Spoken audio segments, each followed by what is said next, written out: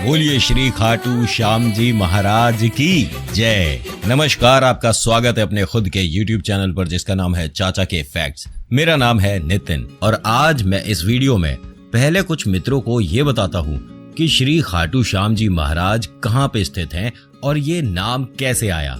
भारत देश के राजस्थान राज्य के सीकर जिले में एक प्रसिद्ध कस्बा है जहाँ पर बाबा श्याम का विश्व विख्यात मंदिर है। हिंदू धर्म के अनुसार खाटू श्याम जी महाराज ने कलयुग में श्री कृष्ण से वरदान प्राप्त किया था कि वे कलयुग में उनके नाम श्याम से पूजे जाएंगे। श्री कृष्ण बर्बिक के महान बलिदान से काफी प्रसन्न हुए और वरदान दिया कि जैसे जैसे कलयुग का अवतरण होगा तुम श्याम के नाम से पूजे जाओगे। तुम्हारे भक्तों का केवल तुम्हारे नाम का सच्चे दिल से उच्चारण मात्र से ही उद्धार हो जाएगा। यदि वे तुम्हारी सच्चे मन और प्रेम भाव से पूजा करेंगे तो उनकी सभी मनोकामना पूरी होगी और सभी कार्य सफल होंगे। श्री श्याम बाबा की अपूर्व कहानी मध्यकालीन महाभारत से आरंभ होती है। वे पहले बर्बिक के नाम से जाने जाते थे। वे अति बलशाली गदाधारी भीम के पुत्र, घटोत्कच और दैत्यमूर की पुत्री मौरवी के पुत्र हैं। बाल्यकाल से ही वे बहुत वीर और महान योद्धा थे। उन्होंने युद्ध कला अपनी माँ तथा श्री कृष्ण से सीखी। नवदुर्गा की घोर तपस्या करके उन्हें प्रसन्न किया और 3 अमोघ बाण प्राप्त किए। इस प्रकार 3 बाणधारी के नाम से भी प्रसिद्ध हैं। अग्निदेव ने प्रसन्न होकर उन्हें एक धनुष प्रदान किया जो उन्हें तीनों लोकों में विजयी बनाने में सक्षम थे। पहले ये जान लेते हैं कि श्री बर्बिक का नाम खाटू श्याम महाराज कैसे पड़ा। महाभारत का युद्ध कौरव और पांडवों के बीच तय हो चुका था। ये समाचार बर्बिक को प्राप्त हुआ। उनकी भी युद्ध में शामिल होने की इच्छा जाग गई। जब वे अपनी माँ से आशीर्वाद प्राप्त करने पहुँचे तब माँ को हारे हुए पक्ष का साथ देने का वचन दिया। वे अपने नीले रंग के घोड़े पर सवार होकर 3 बाण और धनुष के साथ कुरुक्षेत्र की रणभूमि की ओर चल पड़े। सब कुछ जानने वाले श्री कृष्ण ने ब्राह्मण वेश धारण कर बर्बिक के बारे में जानने के लिए उन्हें रोका और ये जानकर उनकी हंसी उड़ाई कि सिर्फ 3 बाण लेकर तुम युद्ध में शामिल होने आए हो।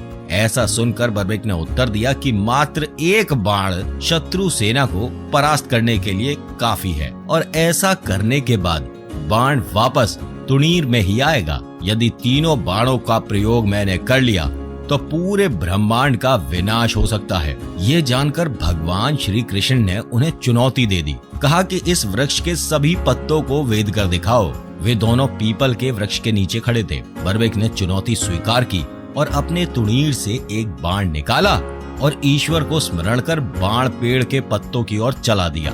बाण ने क्षण भर में पेड़ के सभी पत्तों को वेद दिया और श्री कृष्ण के पैरों के इर्द गिर्द चक्कर लगाने लगा क्योंकि श्री कृष्ण ने चालाकी से एक पत्ता अपने पैर के नीचे दबा रखा था।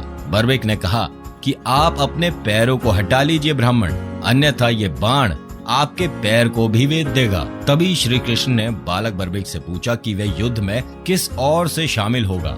बर्बिक ने अपनी माँ को दिए वचन को दोहराया और कहा, युद्ध में जो पक्ष निर्बल और हार रहा होगा उसी को अपना साथ देगा। श्री कृष्ण जानते थे कि युद्ध में हार तो कौरवों की निश्चित है और इस कारण अगर बर्बिक ने उनका साथ दिया तो परिणाम गलत पक्ष में चला जाएगा और कौरव जीत जाएंगे। अतः ब्राह्मण रूपी श्री कृष्ण ने वीर बर्बिक से दान की अभिलाषा व्यक्त की। बर्बिक ने उन्हें वचन दिया और दान मांगने को कहा। ब्राह्मण ने उनसे शीश का दान मांगा। वीर बर्बिक क्षण भर के लिए अचंभित हुए परंतु अपने वचन से अडिग नहीं हो सकते थे। यानी अब उन्होंने जो बात कह दी उससे वो पीछे नहीं हट सकते थे। वीर बर्बिक बोले, एक साधारण ब्राह्मण इस तरह का दान नहीं मांग सकता। अतः ब्राह्मण से अपने वास्तविक यानी असली रूप से अवगत कराने की प्रार्थना करी। ब्राह्मण रूपी श्री कृष्ण अपने वास्तविक रूप में आ गए। श्री कृष्ण ने बर्बिक को शीश दान मांगने का कारण समझाया कि युद्ध आरंभ होने से पहले युद्ध भूमि पूजन के लिए तीनों लोकों में सर्वश्रेष्ठ क्षत्रिय के शीश की आहुति देनी होती है, इसलिए ऐसा करने के लिए वे विवश थे।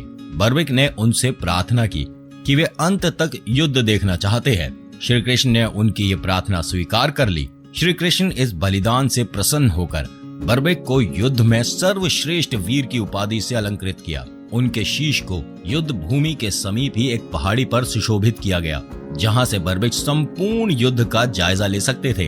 फागुन माह की द्वादशी को उन्होंने अपने शीश का दान दिया था। इस प्रकार वे शीश के दानी कहलाए। महाभारत युद्ध की समाप्ति पर पांडवों में ही आपस में विवाद होने लगा कि युद्ध में विजय का श्रेय किसको जाता है। अच्छा, बातों बातों में आपसे एक बात पूछना भूल गया। अगर आपको वीडियो अच्छी लग रही है, पसंद आई, तो लाइक और शेयर जरूर करिएगा और चैनल पर पहली दफा आए हैं तो सब्सक्राइब का बटन जरूर दबाइएगा। अब आगे क्या हुआ वो जानते हैं।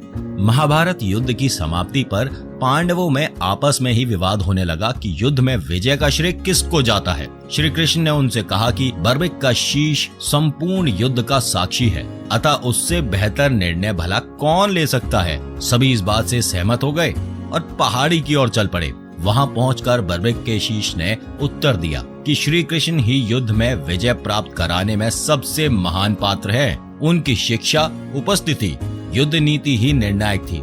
उन्हें युद्ध भूमि में सिर्फ उनका सुदर्शन चक्र घूमता हुआ दिखाई दे रहा था जो शत्रु सेना को काट रहा था। महाकाली कृष्ण के आदेश पर शत्रु सेना के रक्त से भरे प्यालों का सेवन कर रही थी। श्री कृष्ण वीर बर्बिक के महान बलिदान से काफी प्रसन्न हुए और वरदान दिया कि कलयुग में तुम श्याम नाम से जाने जाओगे, क्योंकि उस युग में हारे हुए का साथ देने वाला ही श्याम नाम धारण करने में समर्थ है। उनका शीश खाटू नगर, वर्तमान राजस्थान राज्य के सीकर जिला में दफनाया गया, इसलिए उन्हें खाटू श्याम बाबा कहा जाता है।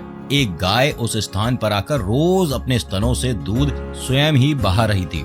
बाद में खुदाई के बाद वह शीश प्रकट हुआ, जिसे कुछ दिनों के लिए एक ब्राह्मण को दे दिया गया। एक बार खाटू नगर के राजा को सपने में मंदिर निर्माण के लिए और वह शीश मंदिर में सुशोभित करने के लिए प्रेरित किया गया। तदंतर उस स्थान पर मंदिर का निर्माण किया गया और कार्तिक माह की एकादशी को शीश मंदिर में सुशोभित किया गया, जिसे बाबा श्याम के जन्मदिन के रूप में मनाया जाता है। मूल मंदिर 1027 में रूप सिंह चौहान और उनकी पत्नी नर्मदा कुंवर के द्वारा बनवाया गया था। मंदिर इस समय अपने वर्तमान आकार में है और मूर्ति गर्भगृह में प्रतिस्थापित किया गया था। मूर्ति दुर्लभ पत्थर से बना है। खाटू श्याम परिवारों की एक बड़ी संख्या के कुल देवता हैं। तो दोस्तों, आज की वीडियो में इतना ही। आज की आपको ये वीडियो कैसी लगी मुझे कमेंट सेक्शन में बताइएगा जरूर। अगर अच्छी लगी है तो लाइक जरूर करिएगा। कुछ कहना चाहते हैं तो कमेंट जरूर करिएगा। और अगर चैनल पर पहली दफा आए हैं और जानते रहना चाहते हैं कुछ अमेजिंग, कुछ इंटरेस्टिंग, कुछ रोचक तथ्य, तो अपने इस खुद के YouTube चैनल को सब्सक्राइब जरूर करिएगा। मेरा नाम नितिन है। वीडियो देखने के लिए शुक्रिया। मुलाकात करूंगा आपसे अगली वीडियो में।